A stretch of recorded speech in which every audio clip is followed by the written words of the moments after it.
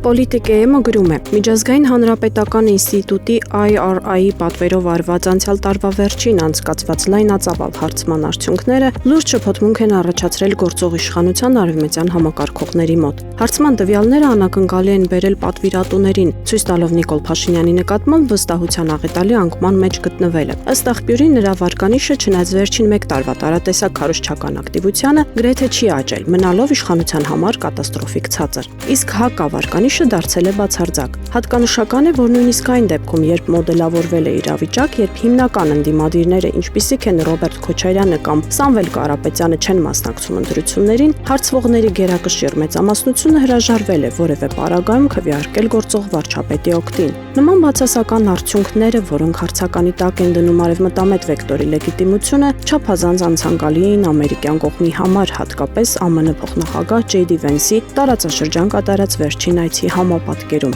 Այդ պատճառով որոշում է կայացվել չհրապարակել իրական թվերը, մինչև հասկանան ինչ է հնարավոր անել։ Կայքի աղբյուրը նշում է, որ վերջերս այդ զեկույցը ենթարկվել է սրբագրման։ Թվերն արհեստականորեն ուռճացվել են Փաշինյանին որպես անցողիկ առաջնորդ ներկայացնելու համար, ով մրցակիցներից առաջ է անցնում մի քանի անգամ։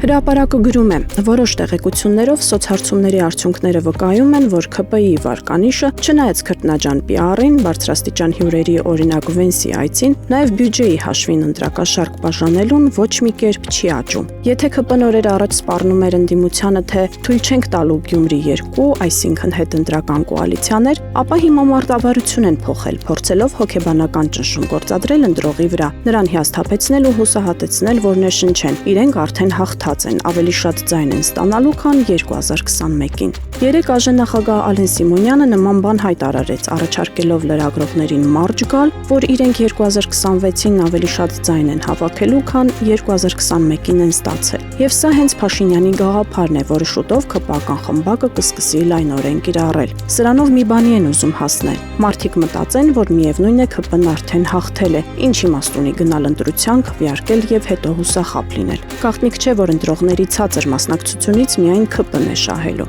Նրա էլեկտորատը այսպես թե այնպես գնալու են դրա տեղամաս ու փոքր մասնակցության դեպքում իրենք մեծամասնություն կկազմեն։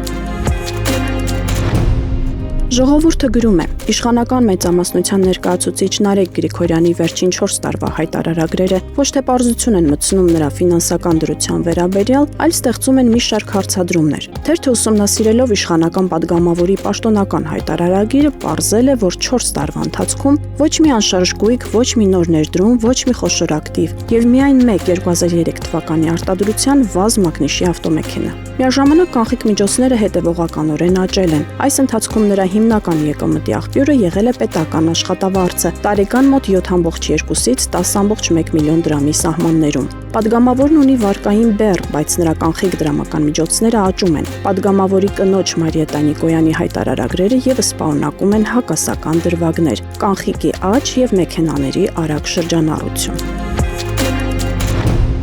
Իրավունքը գրում է. ՔՊԱ-ականներն աչուձախ սկսել են ապագա խորհրդարանում երիտասարդներին աշխատանք առաջարկել, փոխարենն ակնկալելով առաջիկա ամիսներին ակտիվ ներգրավել քարոզարշավում։ Մի 2 ամիս շատ կչլվեք, զատո 5 տարի պետական գործով ապահոված կլինեք։ Այսպես են ըստ լուրերի վերբով կանում ՔՊԱ-ականները հատկապես մարզի երիտասարդներին։ Հրապարակը գրում է. ներկուսակցական ընտրություններից հետո ՔՊԻ-ում սկսել են բազարները։ Բանն այն է, որ Փաշինյանը չի կարողացել անգամ ներկուսակցական կեղծիքներն ու ուղղորդումները կանխել։ Եվ ընտրություններից հետո ոմանց ստացած ձայներն այնքան կասկածելի են եղել, որ ստիպված վարչությունում քննարկել են նրանց հարցը։ Հրահանգ է իջեցվել ոչ մի արտահոսք չլինի, որ չխայտարակվեն։ Այդուհանդերձ թերթին հայտնի է դարձել, որ առաջին 50-յակում տեղ զբաղեց սրածներից նախկին падգամավոր ՔՊ վերահսկող հանձնաժողովի նախկին անդամ Կարեն Գրիգորյանի մասով կասկածներ են եղել, որ նրա 336 ձայնը 38-րդ արդյունքը ազնիվ քվեարկությամբ չէ ձեռք բերվել, որ նա զանգահարել է տարբեր պատվիրակների եւ խնդրել իր օգտին քվեարկել, ինչն արգելված էր առաջին փուլում, ուստի որոշել են նրան հանել 50-ի ցանկից։ Նա ուրախ ավտոբուսի ուղևորների մեջ էլ չէր, ի տարբերություն մյուս տեխնացուների։ Խնդրահարույց են եղել նաև սյունեցի Դավիթ Դանիելյանի, Արայիկ Հարությունյանի մտերիմի ձայները։